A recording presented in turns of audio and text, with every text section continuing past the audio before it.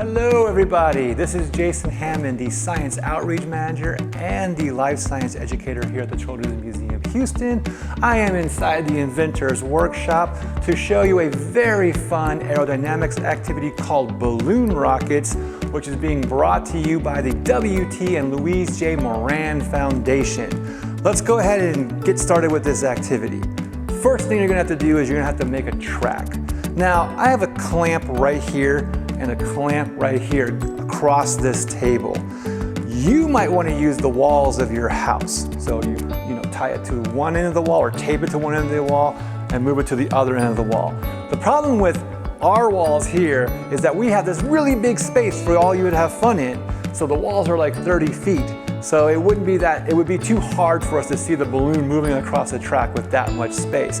Not that it wouldn't move across the track with that much space, it's just hard to see it all. So we wanted to kind of confine it to this table. Now you don't have to use your walls either. If your parents are like, no, you're not gonna tape anything to my wall, put it to two different chairs, like put it on one chair and another chair, okay? If you're at school and you wanna try this experiment, you can maybe ask the teacher if you can use walls or chairs as well. So to do this activity, first thing you need to do is make the track. And the track we're going to use is going to be yarn, all right?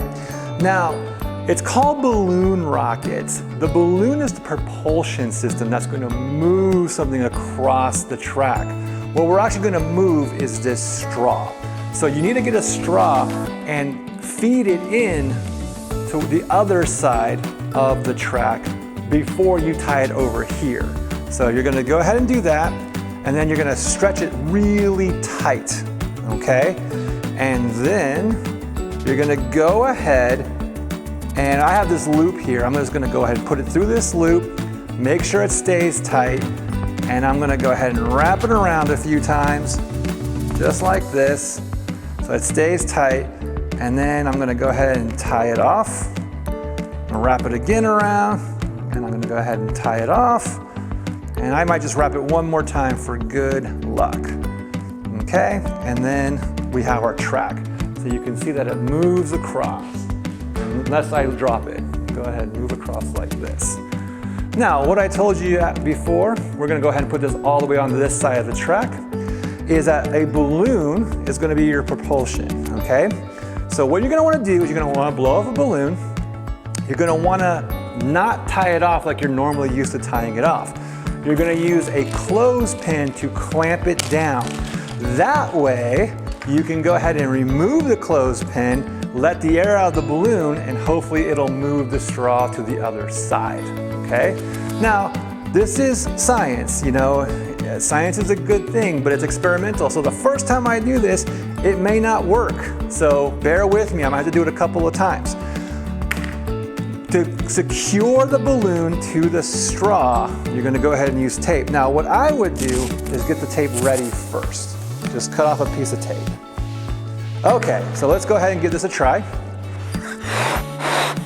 Remember, don't tie it, just kind of fold it down and then clamp that on. Okay, so no air is getting out. And then go ahead and put the tape on one side, get it onto the straw, put the tape on the other side, and you can see that it's on the straw now. Okay, I'm gonna remove the clothespin,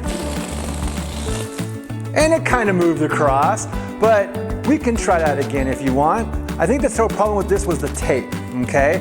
But that's the whole idea. If you don't succeed the first time, you wanna try again. So I'm gonna leave that to you. I'm gonna leave the trying to you. But you clearly saw that the straw moved along the track, okay? But maybe not in the way you wanted it to. So if it doesn't go the way you want, get some more tape, get another clothespin, blow your balloon up again, and try again. Now, there is something I do want you to try with this as you get better and better with it moving across the track. One thing I also want to say really quickly is that yarn is not necessarily the best thing to use. What's really good that makes it move across the track is fishing line. So if you have some fishing line, go ahead and use that, okay? It's better, but I know that fishing line is not always in everyone's home, but yarn sometimes is, even more so, okay? So use fishing line, it'll move it along a little better. The whole idea about this though is, what if you were to attach passengers to your balloon? What if you took a cup, put some pennies inside, or some beans inside, or some rice inside, and then you attach it to the balloon underneath and had it move along, okay? Would it be good or bad that people fell out? It probably would be bad. You do not want the people falling out. So that's your goal, is to attach this and not let the people represented by beans, rice, or pennies to fall out, okay? So you can gather a bunch of stuff in your house, different containers, different tapes, different means to protect the people so they don't fall out, okay? You also want them to be able to breathe, so you can't do a thing where you put the balloon over it and they can't breathe, okay? You have to let it suspend a little bit so that everyone can breathe, everyone's happy, everyone's comfortable. That's your goal, all right? Now, why does this occur? That's really important to understand. The reason why this occurs is because of Newton's 3 laws of motion, which I'll tell you about 2 right now. The first law of motion, and I'll demonstrate it for you with this, is that anything at rest will stay at rest until acted upon by an unbalanced force. This straw is at rest right now, but if I flick it with my finger, it starts to move, okay? Now the other law of motion, or the other side of that first law of motion, is that anything in motion will remain in motion until acted upon by an outside force. So I'll flick it again, and you can see that eventually the friction of the yarn will cause it to stop, okay? This is called the law of inertia. Now the second law is all this math, which is really difficult to understand when you don't have the data, nor do you have something to write it on. So we're gonna skip that one, but it is important for you to learn later. It's F equals M times A, okay? And then the third law of motion is this. For every action, there's an equal and opposite reaction. So what basically happened is when I had the balloon tied off with the clothespin on it, the air inside was trapped.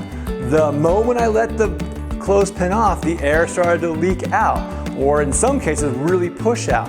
So what it's doing is it's pushing against the air in the atmosphere. Guess what the atmosphere does? It pushes right back, which allows it to move across the track. So that's exactly what you saw. You saw a demonstration of all 3 laws of motion, but really the first 2 that you can understand. So, what I'd like you to do is go ahead and make your own balloon rockets. And if you do, especially if it's way different than the way I made it, go ahead and take a picture, take a video of it moving across the track, and then post it to our social media sites. We have Facebook, we have Instagram, we have Twitter. We like to see it on all of those so that you can become an Instagram star or a Facebook hero or whatever they're called these days. If you're watching this video on YouTube, please hit the subscribe button. We'd like you to subscribe so you can see all the different videos we have to offer. We have more science videos. We have Mr. O's Oh Wow moments. We have songs, we have story times, all kinds of stuff. With that, I am going to say goodbye for now. I'll be back. I do a lot of these different videos. I hope you are having a good day. I hope to see you soon. See y'all later.